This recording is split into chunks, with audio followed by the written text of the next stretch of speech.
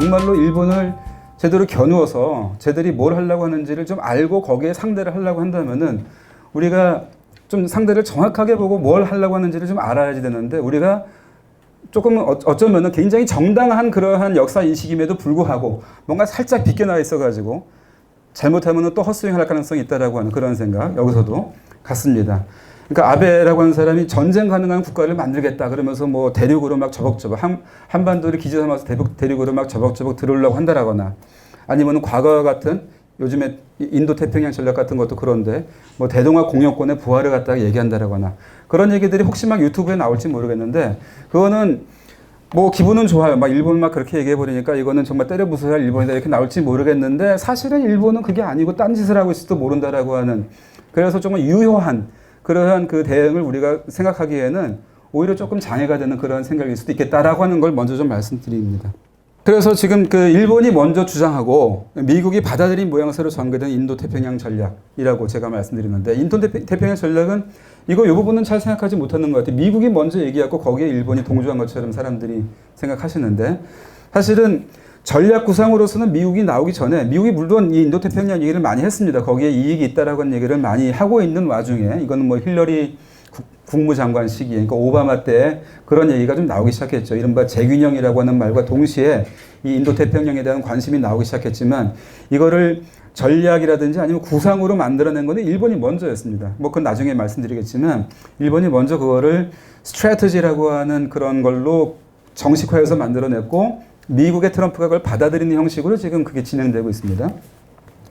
근데 그 인도태평양 전략이라고 하는 것은 아까 제가 말씀드린 그러한 그 일본의 전략 구상이 거기에 들어가 있는 건데 아까 제가 말씀드렸죠. 그 트럼프의 미국의 등장이라고 하는 것은 미국 중심주의, 미국 제일주의라고 하는 것이었기 때문에 이미 기존에 만들어진 질서, 다자주의적인 그런 협조의 질서라고 하는 게 절대로 이게 싫은 사람이 트럼프에 지금도 지금 G7 가 있지만은 내가 왜 여기 와 있어야지 돼 그러면서 굉장히 뾰루통하게 앉아 있죠. 그러니까 원래 그 강자들은 그럴 수 있죠. 이 같이 모이는데 싫습니다. 강자라고 하는 건 하나씩 불러가지고 너 나랑 싸울래 그래가지고 하나씩 이렇게 때리는 걸 제일 좋아하는 사람들인데 근데 많은 사람들이 같이 모이는 거를 갖다가 원래 싫어하는 거죠. 자기가 강자라고 하는 거를 드러내놓고 싶어 하는 사람은.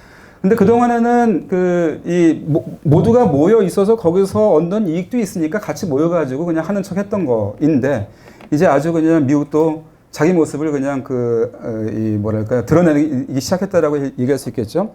어쨌거나 그렇게 이 다자적인 질서를 만들어 놓고 거기에서 이익을 함께 만들어 가야 할 그런 미국이 빠져버리니까 이걸 어떻게 다시 한번 여기에 앉힐 것인가라고 하는 게 일본으로서는 고민일 겁니다. 그래서 동맹, 뭐 요즘에 그 트럼프는 뭐 이 일본에 대해서 계속 건드리는 게 뭐냐면 미일 동맹 이거 미국이 손해보는 것 같다. 그러니까 뭐 우리 별로 하고 싶지 않다. 뭐 그래서 이제 뭐 그 방위비 분담을 갖다가 좀 이렇게 갈취해 내려고 하는 그런 전략이다라고 하지만 어쨌거나 계속 그런 얘기가 나오니까 일본으로서는 불안해요. 그러니까 여기다 같이 앉혀야 되겠다라고 하는 게 하나의 목표이고 아주 모순적인 것 같지만은 미국이 빠져나갔을 때 어떻게 할 것인가라고 하는 것도 목표인 굉장히 그 이율배반적인 두 개의 모순적인 목표를 동시에 풀려고 하는 게 이 인도태평양 전략입니다. 일본이 생각하는. 그러니까 앉히려고 노력하되 빠지면 빠지는 대로 할 수 없다. 여기는 다른 질서를 만들어 가겠다라고 하는 게 생각인 겁니다. 그래서 이 일본 사람들이 그리는 그림으로서 인도태평양 전략이라는 게 이런 건데 여기 잘 안 보이네요. 예, 여기가 일본이고 여기가 이쪽이 이제 그 케냐가 있고 여기서 아프리카의 동부에서부터 이 태평양 연안까지 미국까지 합쳐가지고 요 지역을 일본이 자기 앞마당처럼 생각해서 거기서 전략을 구상하겠다라고 하는 건데 무엇을 가지고 할 것인가라고 하는 건데 일본은 이 군사력은 별로 없지만은 기술 우위라고 하는 게 있으니까 우리 요즘에 그 가마우지 경제라고 하는 거 여러분들이 좀 이해하시죠 요즘에 가마우지 경제 체제를 여기다가 만들어 가겠다라고 하는 겁니다. 쉽게 말하면 그러니까 이 동남아시아의 기술을 일본의 기술을 가지고 가가지고 거기서 인재를 거기서 키워서 일본식 기술을 거기다 이식하겠다라고 하는 겁니다. 근데 그 얘기는 뭡니까? 그 일본식 기술을 터득한 그 사람들이 만일에 거기서 없어지거나 그러면은 이 경제 자체가 굉장히 안 들어가겠죠. 그런 의미에서 이제 장기적으로 일본의 이익을 거기다 심는 그런 것이라고 얘기할 수 있습니다. 근데 그 점점이 있는 그 나라들마다 그렇게 만들어 놓고 이거를 일본이 브릿지를 만들겠다, 이어가겠다. 그래서 일본이 빠지는 거를 이들 나라들이 굉장히 두려워하게끔 만드는 그런 시스템을 만들어 가겠다라고 하는 게 일본의 전략인 거죠. 군사력이 없어도 충분히 이런 게 가능하다라고 하는 그런 생각을 가지고 있고, 군사력이 없으니까 그럼 어떻게 할 것인가? 미국이랑 같이 가자. 미국이 그래도 여기에 이익을 보고 있으니까 미국이 힘들어하는 부분은 우리가 해주고 우리가 없는 거는 미국이 하는 그런 점에서 이게 역할 분담이 가능하지 않느냐. 여기에 충분히 미국도 이익을 발견할 수 있을 테니까 우리가 구상한 이런 거에 미국이 올 수 있을 것이다. 그래서 만들어 놓고 기다린 거죠. 그런 겁니다. 그래서 지금 그 만들어 가고 있는데, 이거는 뭐 시간이 별로 없으니까 아까 지금 말씀드린 것들이 여기 안에 들어 있습니다. 이런 식으로 기술 우위에 경제, 사회 인프라를 만들고 무슨 뭐 인재를 교육하고 거기에다가 거기에 현지인들이 필요로 하는 그런 것들을 제공을 해준다라든지 이런 얘기들이 있는데요. 이거는 이제 그 최근에 프랑스하고 일본과의 관계라고 하는 것을 이해하게 해주는 그런 그림입니다. 일본이 처음에 이 지역에 들어와가지고 이제 그 아베가 들어왔을 때 처음에 만들어놨던 안보 전략이라고 하는 게 안보 다이아몬드 전략이라고 하는 거였습니다. 혹시 들어본 사람이 있을지 모르겠습니다. 도쿄하고 하와이하고 시드니하고 뉴델리를 잇는다라고 하는 겁니다. 그래서 미일 동맹이 있고 미일 동맹만 가지고는 불안할 수 있으니까 일호 관계를 열심히 다지고 그다음에 일인 관계를 다지자. 인도와 호주가 굉장히 중요한 액터로 등장을 했죠. 그래서 여태까지 굉장히 그런 점에서 발전시켜 왔습니다. 그런데 호주를 중심으로 해가지고 그 주변에 사실은 프랑스의 식민지들이 존재합니다. 프랑스는 해외 식민지 국가라고 하는 것을 자랑으로 여기는 그런 나라입니다. 혹시 여기서 불어 배운 사람이 있는지 모르겠는데 불어를 현지인한테 배우면은 이 현지 교과서 주지 않습니까? 그럼 제일 앞에 우리 프랑스는 해외 식민지를 이렇게 많이 가지고 있는 국가다라고 하는 걸 아주 자랑스럽게 얘기를 합니다. 근데 그 많은 그 식민지들이 뭐 아프리카에 원래 많았고요. 그다음에 그 이 남태평양에 많이 떨어져 있는데 저쪽에 지금 안 보이지만 호주의 저쪽으로도 상당히 또 있습니다. 근데 저기저기에다가 다 프랑스는 그렇게 많은 건 아니지만 군사력을 배치해놓고 있습니다. 프레젠스가 있다는 얘기죠.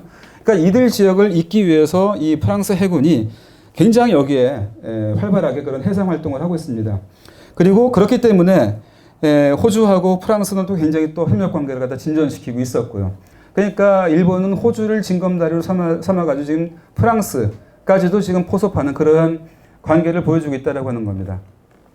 그 다음에 물론 이것도 이제 중국 문제 때문에 그러는데 중국 문제를 어떻게 할 것인가라고 하는 게 지금 현재 모든 국가들의 고민 덩어리입니다. 그러니까 뭐 유럽에 있는 나라들도 마찬가지예요. 프랑스도 좀 그렇고 영국도 그렇습니다. 그래서 영국도 지금 이쪽으로 되돌아오고 있는 그런 실정이 있거든요. 그래서 영일 관계도 지금 굉장히 가파르게 지금 발전되고 있습니다. 그래서 미국하고 일본하고 2+2가 있는데 최근에는 0, 1, 2+2도 굉장히 중요한 일본의 2+2라고 하는 거는 외교부하고 국방부하고 같이 가는 겁니다. 그래서 외교장관, 국방장관이 같이 양쪽에 두 나라 국가의 외교 국방이 같이 회의를 하는 그런 걸 2+2라 그러는데요. 상당히 고위급의 그런 전략 구상이 논의되는 그러한 자리인 거죠. 근데 그 정도로 지금 영일 관계가 지금 굉장히 진전되고 있습니다. 여러분 영일 관계 그러면 또 어떤 걸 생각하십니까? 영일 동맹. 영일 동맹이 배경이 되었기 때문에 일본은 러시아하고 전쟁을 했었고 그 러시아와의 전쟁에서 일본이 이겼고 한반도를 식민지로 만들어갔죠. 거기에서부터. 일본의 그 성공이라고 하는 게 영일 동맹에 있다라고 하는 사람들이 꽤 많습니다. 일본에. 그러니까 일본 외교의 실패는 일본의 외교의 정통 외교 관료들은 군부가 나서가지고 쓸데없이 독일이랑 이탈리아랑 손잡는 바람에 실패했다 이렇게 생각합니다. 근데 그러니까 그들이 만약에 군부가 이탈리아나 독일이랑 삼국동맹을 맺지 않았었으면은 어쩌면은 아까 제가 말씀드린 것처럼 1920년대 열강들과의 협조 외교 속에서 일본은 영영 한반도를 더 안정적으로 지배해 나갔을 가능성도 있다는 얘기입니다. 굉장히 역설적이지만. 근데 어쨌거나 그러한 그 역설이 있지만 지금 이거 다시 펼쳐보면은 지금 이 100년 전에 이 지역이 어땠는가라고 하는 걸 생각해보면 약간 좀 소름이 끼치지 않습니까? 영국, 프랑스, 거기에 지금 네덜란드는 돌아오고 있지 않지만 여기가 원래부터 케냐서부터 이쪽도 영국의 아프리카 동부서부터 저쪽 태평양까지가 미국, 영국, 프랑스, 일본, 네덜란드 식민지들이었던 곳입니다. 식민지였던 곳입니다. 그러니까 돌아오는 식민지주의라고 해야 될까요? 그런 것들이 지금 여기에서 부활하고 있는 거고 1920년대 세계가 지금 다시 보이는 것으로도 얘기할 수 있다는 겁니다. 물론 그것의 위기이기도 합니다. 한편으로는.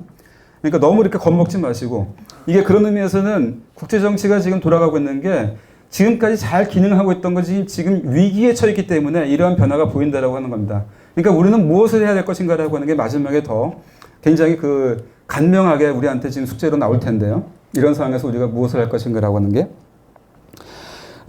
그리고 여기에는 지금 보이지 않습니다만은 독일과의 관계도 일본은 상당한 정도로 돈독하게 만들어 놨습니다. 사실은. 지금 미국이 빠져가지고 위기에 빠지려고 하는 이 자유주의 질서라고 하는 거를 유럽에서는 네가 독일이 앞장서가지고 지켜라. 동아시아에서는 일본이 지킬게 라고 하는 식으로 통로를 갖다 만들어가고 있습니다.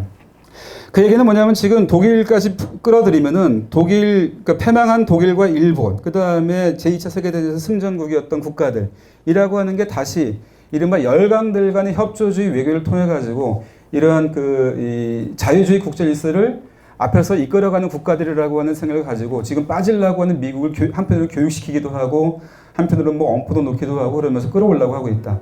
그거는 또 한편으로는 동아시아에서는 중국과 러시아가 있기 때문에라고 하는 거죠. 그러니까 지금까지의 질서가 지금 막 이 큰 틀에서 굉장히 크게 움직이고 있다라고 하는 거를 이 지정학적으로 보여주는 그런 그림이라고 할 수 있겠습니다.